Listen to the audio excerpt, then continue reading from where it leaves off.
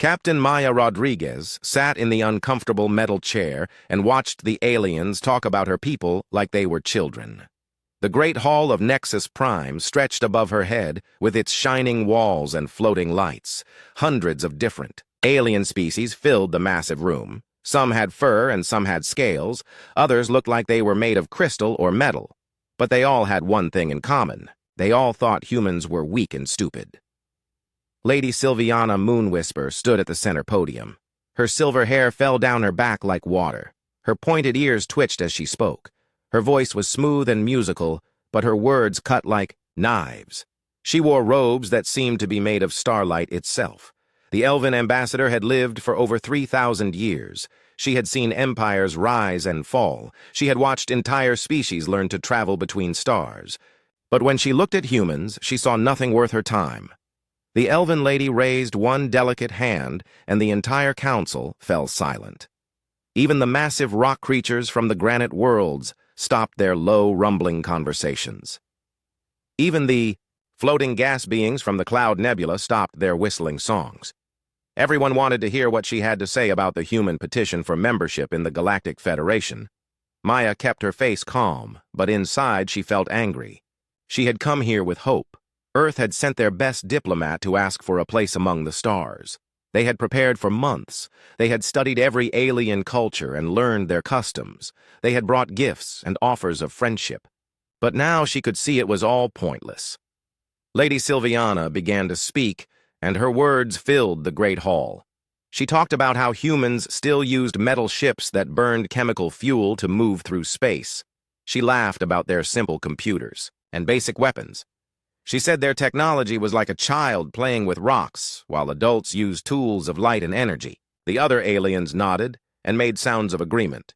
Commander Zara Veltar stood up from her seat in the Altarian section. She was tall and blue with 4 arms that moved like a dancer. Her amber eyes glowed in the dim light.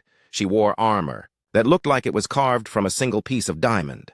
Her people controlled the mining rights to 3 entire star systems. They had ships that could crack planets open like eggs to get at the valuable metals inside.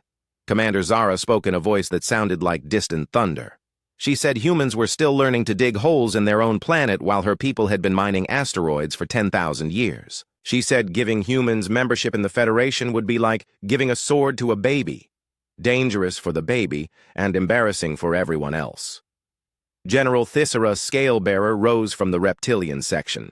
Her scales were dark green with gold edges. Her eyes were yellow slits that seemed to see everything. She wore no clothes because her scales were armor enough. Her teeth were sharp as needles, and her claws could cut through steel. The Saurian people had ships that were alive. Their vessels could heal themselves after battle and grow new weapons when needed. The general hissed her words like steam escaping from a boiler. She said human ships were dead metal coffins that broke apart when hit. She said their weapons were primitive sticks compared to the living weapons her people grew in their biolabs. She said humans were too violent and stupid to be trusted with real power. Maya listened to every insult and kept her hands steady on the table. She had been trained for this.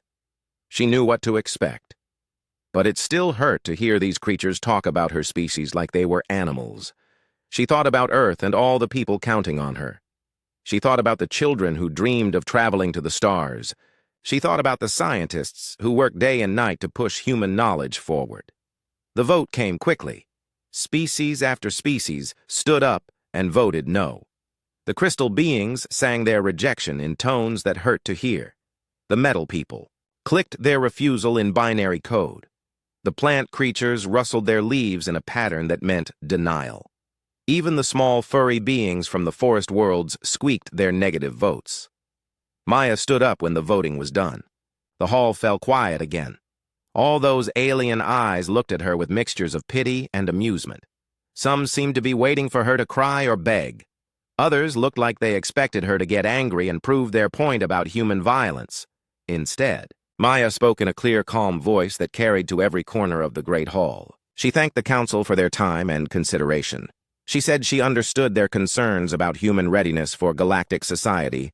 She promised that Earth would continue to work on improving their technology and culture. Maybe in the future they would be worthy of membership. Lady Sylviana smiled and nodded like a teacher praising a slow student. She said perhaps in another 1,000 years, when humans had evolved beyond their warlike tendencies, the Council might reconsider. She said they hoped humanity would use this time to learn wisdom and patience. Maya bowed politely to the assembly and walked toward the exit. Her footsteps echoed in the huge chamber. Behind her, she could hear the aliens starting to talk among themselves again. Some were already discussing the next item on their agenda. Others were making jokes about the primitive humans who thought they belonged among the stars. As Maya reached the door, she touched a small device hidden in her sleeve. It looked like a simple piece of jewelry, but it was actually a quantum communicator that could send messages across the galaxy instantly. She pressed it once and sent a coded signal back to Earth. The message was short and simple, but it would change everything. Admiral Stone would receive it in a few hours. The Shadow fleet would begin moving into position. The trap that had taken years to prepare was finally ready to spring. Maya stepped out of the Great Hall and into the corridor beyond. She walked slowly toward her ship like a diplomat who had just suffered a major defeat. But inside, she was smiling. The aliens thought. They knew everything about humans. They thought they understood human technology and capabilities. They were about to learn how wrong they were. 3 months had passed since the humiliating rejection at Nexus Prime. The aliens had forgotten about the humans and their pathetic request for membership. Life in the galaxy continued as normal.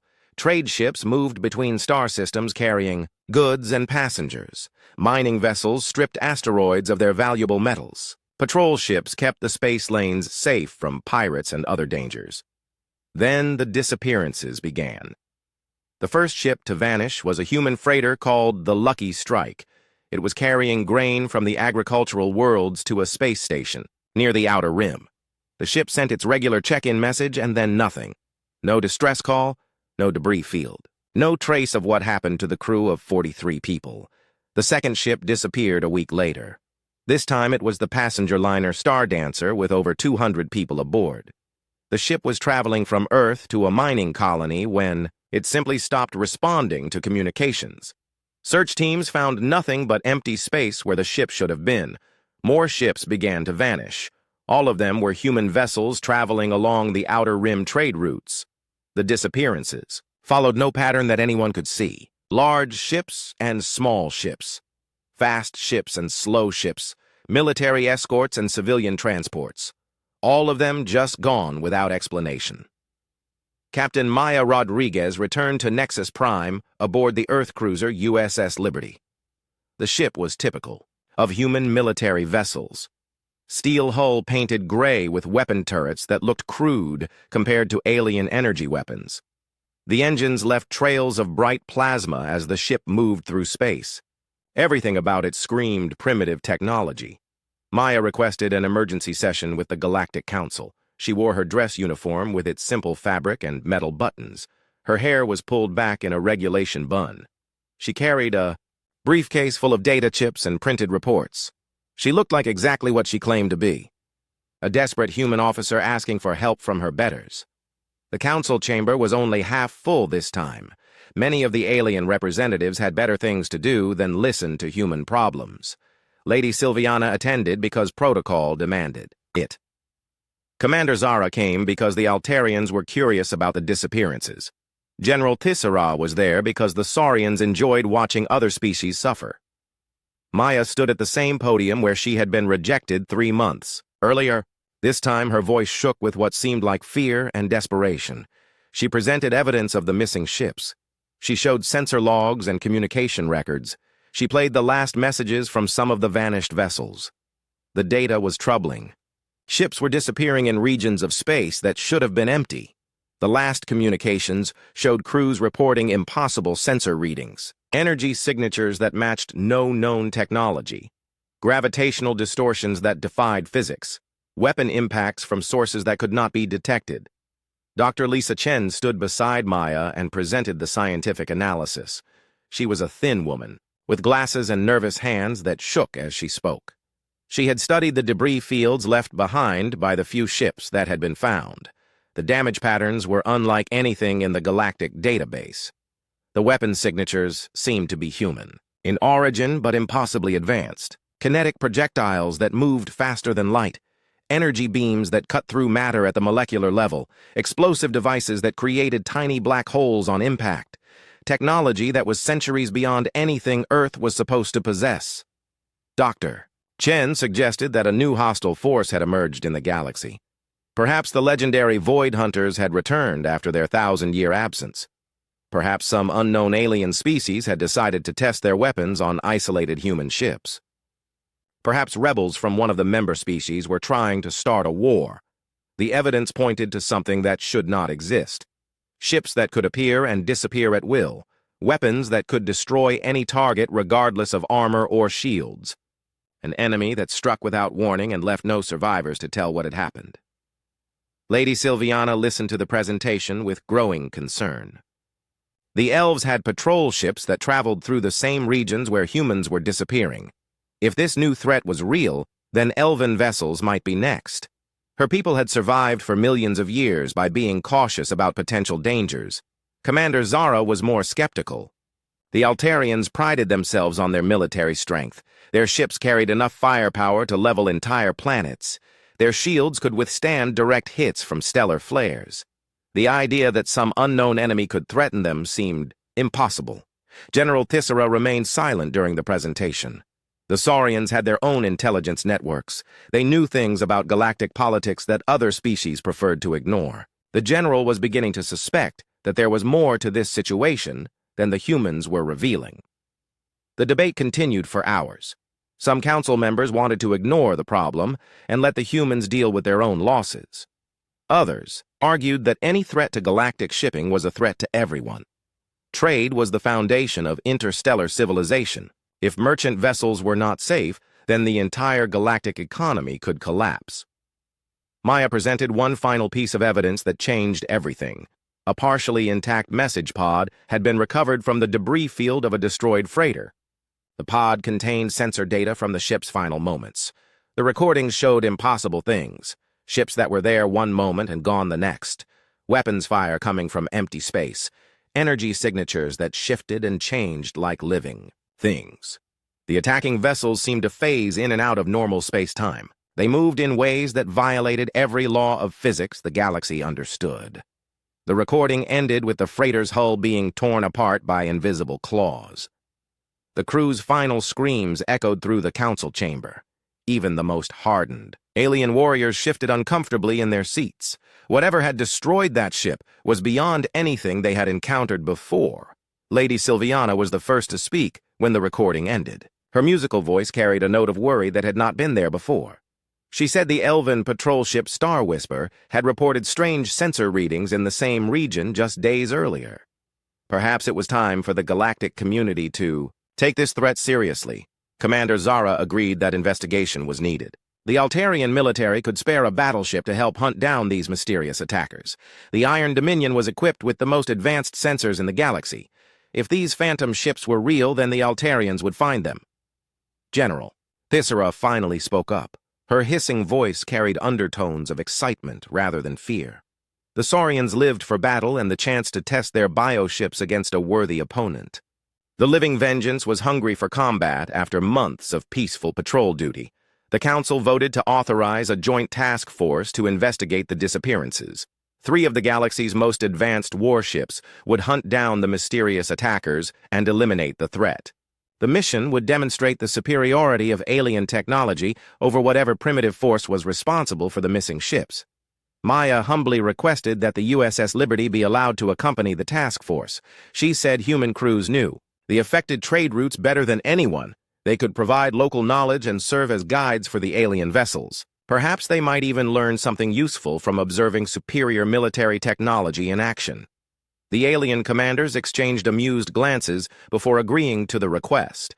The human ship would make useful bait, if nothing else. Its primitive appearance and weak defenses might even draw the attackers into the open, where the real warships could destroy them. As the council session ended, Maya gathered her papers and data chips. She thanked the alien representatives for their wisdom and generosity. She promised that Earth would remember this kindness when the crisis was over. She walked back to her ship like a grateful inferior who had been thrown scraps by her betters. But Inside, Maya was calculating timing and positioning. The task force would reach the hunting grounds in exactly 72 hours. Admiral Stone would have the Shado fleet in position by then. The greatest military deception in human history was about to begin. The joint task force arrived at the coordinates where the last human merchant vessel had disappeared. Space looked empty in all directions. Stars glittered like distant diamonds against the black void. There was no sign of debris or battle damage. Nothing to suggest that ships had died here just days before. The alien vessels spread out in a hunting formation that had been perfected over centuries of warfare. Each ship was a masterpiece of its species' technology and military philosophy. Together they represented the combined might of three of the galaxy's most powerful civilizations. The elven ship Star Whisper moved like a dancer through the void. Its hull was smooth and curved, with no sharp edges or ugly weapon ports. Energy flowed across its surface in patterns that looked almost alive. The ship seemed to be made of crystallized starlight rather than metal and composite materials. Lady Sylviana commanded from a bridge that looked more like a garden than a military control center. The Altarian battleship Iron Dominion was built for intimidation as much as destruction. Its massive hull bristled with weapon turrets and armor. Plating. 4 separate engine clusters pushed the giant vessel through space with raw power that could be felt for light years in every direction. Commander Zara stood on a bridge that looked like the inside of a fortress with displays showing every weapon system ready for battle. The Saurian bio-ship Living Vengeance was the most unsettling of the 3 vessels. Its hull was not built, but grown in the breeding pools of the homeworld. The ship's surface rippled like skin and breathed like a living thing. Weapon pods that looked like eyes watched space around them. General Tysera connected directly to her ship's nervous system through implants in her spine that let her feel everything the vessel experienced. The USS Liberty followed behind the alien ships like a lost puppy trying to keep up with its pack. The human vessel looked crude and primitive compared to the elegant alien warships. Its gray hull was covered with antenna arrays and sensor dishes that seemed to be stuck on as afterthoughts. Chemical engines left bright trails that could be seen from across the star system. Captain Maya Rodriguez stood on the Liberty's bridge and watched her instruments carefully. She wore a simple uniform with no decorations or awards. Her crew worked quietly at stations that looked like they belonged in a museum compared to alien technology. Everything about the ship suggested that humans were still learning the basics of space travel. Commander Zara's tactical officer, Lieutenant Kessera Forearms, detected the first sign of trouble. Her extra limbs moved across control surfaces with mechanical precision as she analyzed sensor data. The readings showed faint energy signatures at the edge of their detection range. Something was out there in the darkness watching them. General Thyssera felt her ship's excitement as it sensed potential prey nearby. The Living Vengeance had been bred for hunting, and its biological systems were designed to track enemies across vast distances. The ship's living hull began to change color as it prepared for battle. Weapon pods swelled with anticipation.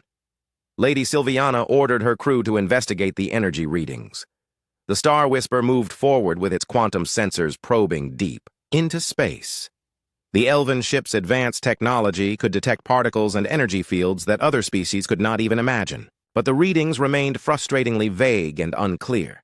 Space suddenly erupted in weapons fire that seemed to come from nowhere. Invisible attackers struck from multiple directions with devastating precision. The alien ships found themselves under assault from enemies they could not see or target effectively. The Star Whisper's elegant shields flared bright blue as torpedoes materialized out of empty space and slammed into the ship's hull. The weapons appeared to be crude human kinetic projectiles, but they moved impossibly fast and hit with the force of antimatter warheads.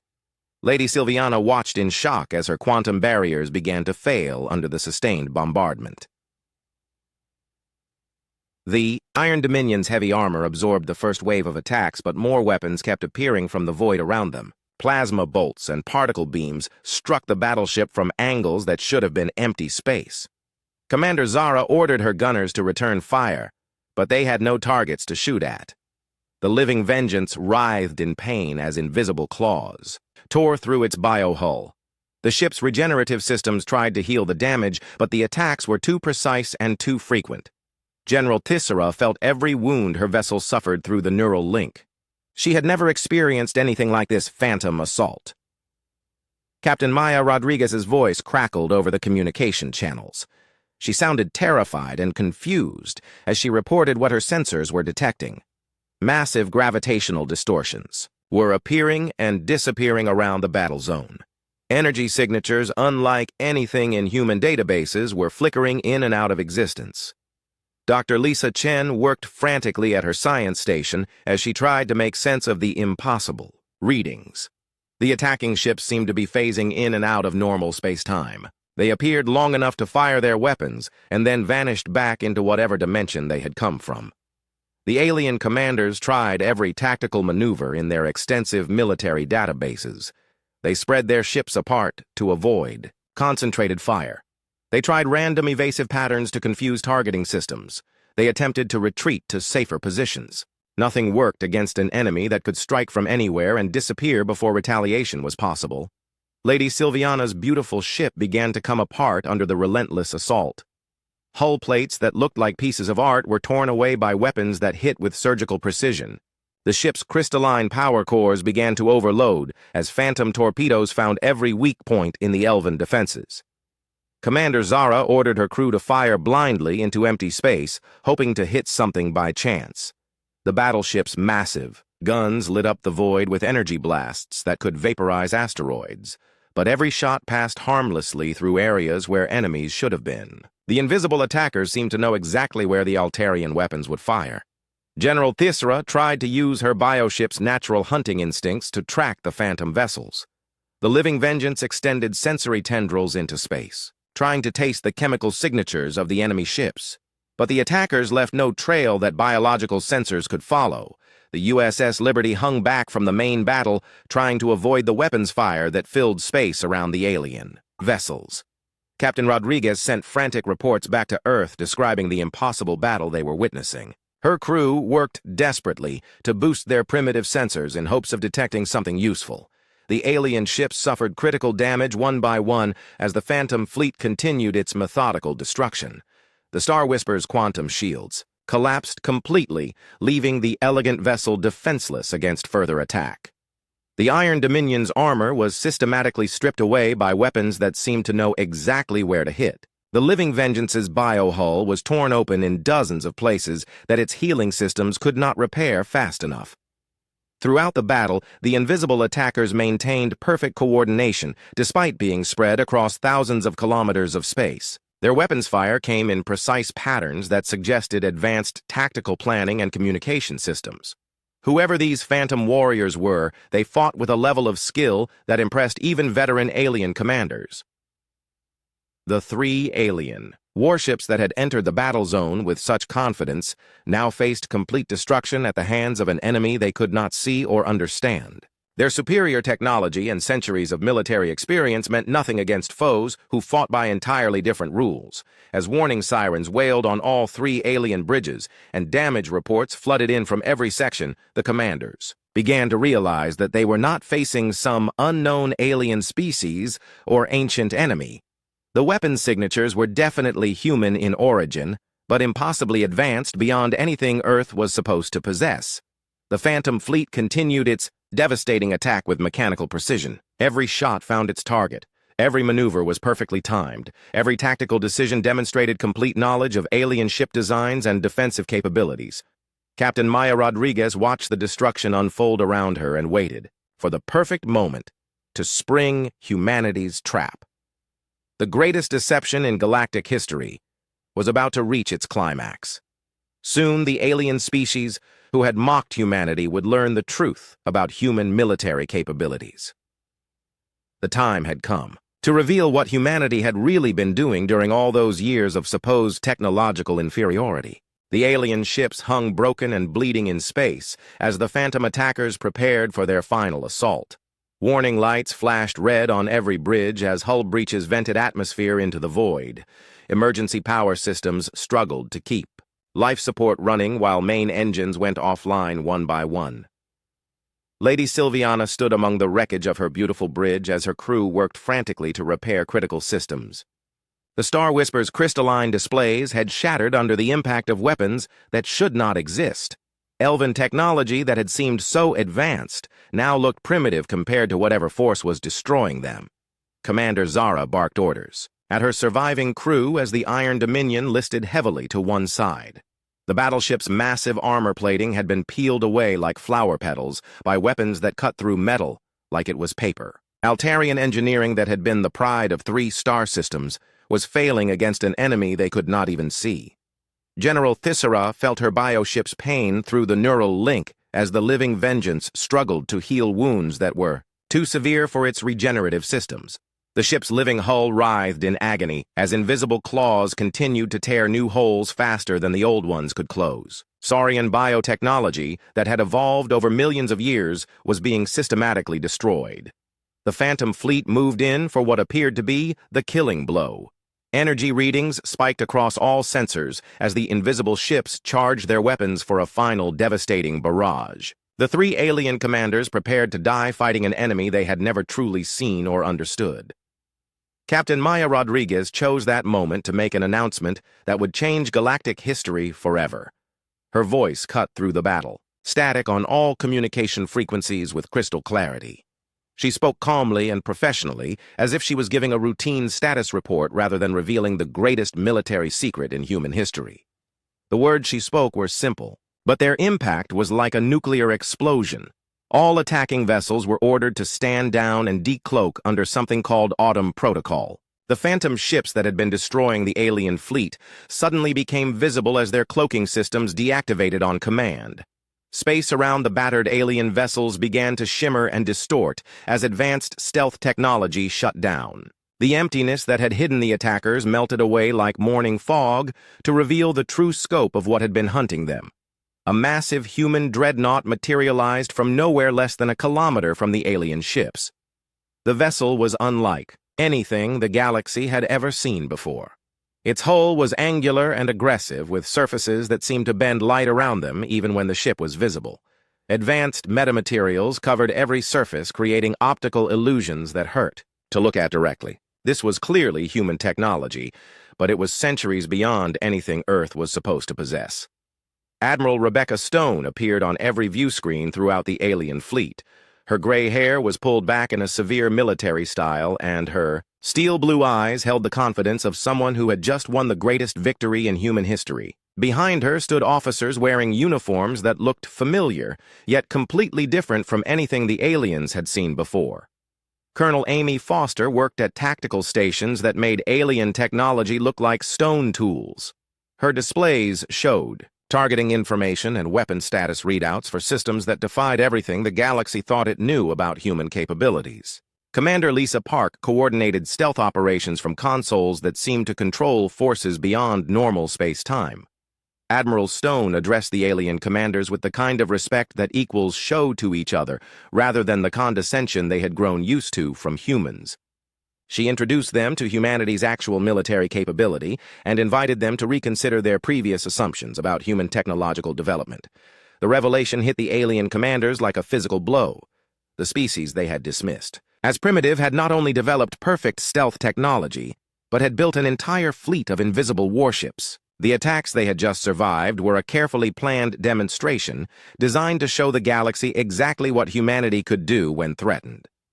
Dr. Susan Miller appeared on the communication channels to explain how humanity had achieved what the aliens considered impossible.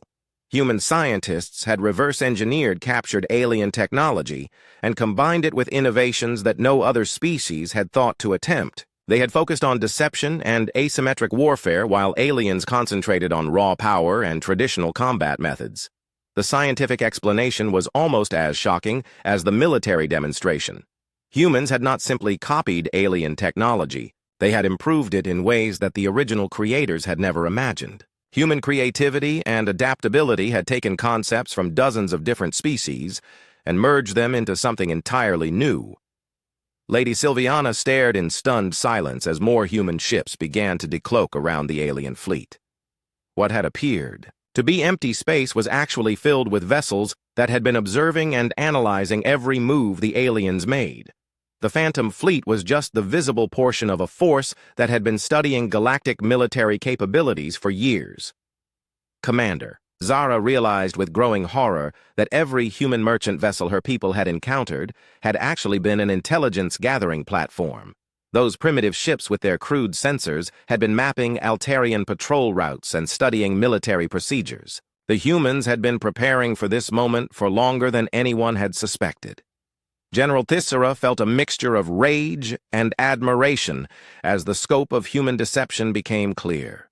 The Saurians prided themselves on their cunning, but they had been completely outmaneuvered by a species they considered barely civilized. Human strategic thinking operated on a level that even the most experienced alien commanders had failed to recognize. Captain Rodriguez revealed her true identity as a highly decorated intelligence officer rather than a simple diplomatic envoy. The nervous scientist Dr. Chen was actually a specialist in alien technology who had been studying captured equipment for decades. The entire human delegation at Nexus Prime had been composed of military personnel disguised as civilians. The USS Liberty itself was revealed to be far more than the primitive vessel it appeared to be. Hidden beneath its crude exterior were sensors and communication systems that made alien technology look obsolete. The ship had been recording everything during the battle and transmitting the data back to Earth in real time. Admiral Stone explained that humanity had been monitoring alien communications for years through quantum entanglement arrays that other species had dismissed as impossible. Human physicists had solved problems that alien scientists considered beyond the laws of nature. They had built devices that worked despite every mathematical proof that said they should not function. The human fleet that surrounded the alien vessels represented decades of secret development and preparation. Every ship was equipped with stealth systems that made them completely invisible to conventional sensors. Their weapons combined the best features of alien technology with human innovations that pushed the boundaries of what physics allowed. The battle that had just taken place was not a real combat situation, but a carefully controlled demonstration. The human ships had targeted specific systems to disable rather than destroy the alien vessels. They could have eliminated the entire alien task force in the first few minutes, if that had been their goal. Lady Sylviana struggled to understand how completely she had misjudged humanity. The elves who prided themselves on their ancient wisdom and superior intellect had been fooled by creatures they considered primitives. Human deception had operated on a scale that challenged everything she thought she knew about galactic politics. Commander Zara found herself grudgingly impressed by human tactical abilities despite the humiliation of defeat. The Altarians valued strength and directness, but they were beginning to appreciate that there were different kinds of power. Humans had won through intelligence rather than brute force. General Thissera recognized that humanity's gift for warfare exceeded anything her people had developed, despite the Saurians' reputation for military excellence. Humans had not just built better weapons. They had revolutionized the entire concept of space combat through stealth and deception. The Phantom Fleet maintained its position around the alien vessels as Admiral Stone delivered humanity's terms for ending the demonstration. Earth was no longer requesting membership in the Galactic Federation. They were demanding it as equals who had proven their right to stand among the stars. The age of alien condescension toward humanity was over. The galaxy would never be the same. The emergency session of the Galactic Council convened just hours after the battle that had shaken the foundation of interstellar politics. The Great Hall of Nexus Prime buzzed with nervous energy as representatives from hundreds of species gathered to witness what many believed would be the most important vote in galactic history. Admiral Rebecca Stone stood at the central podium where Captain Rodriguez had been rejected just months earlier. But everything about this moment was different. The Admiral wore her full-dress uniform with decorations that told the story of humanity's secret military development. Behind her stood a delegation of officers whose very presence challenged everything the galaxy thought it knew about human capabilities.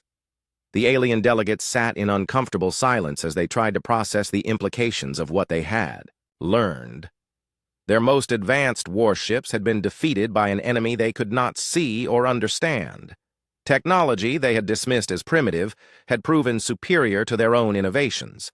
A species they considered barely civilized had outmaneuvered the greatest military minds in the galaxy. Lady Sylviana Moonwhisper looked pale and shaken as she took her seat in the Elven section. Her silver hair seemed to have lost some of its luster and her pointed ears drooped with exhaustion. The elegant ambassador, who had spoken so confidently about human inferiority, now struggled to maintain her composure in the face of overwhelming evidence to the contrary. Commander Zara Veltar sat rigid in her chair as she reviewed tactical reports from the battle. Her four arms moved restlessly across data tablets that contained analysis of human weapons and technology.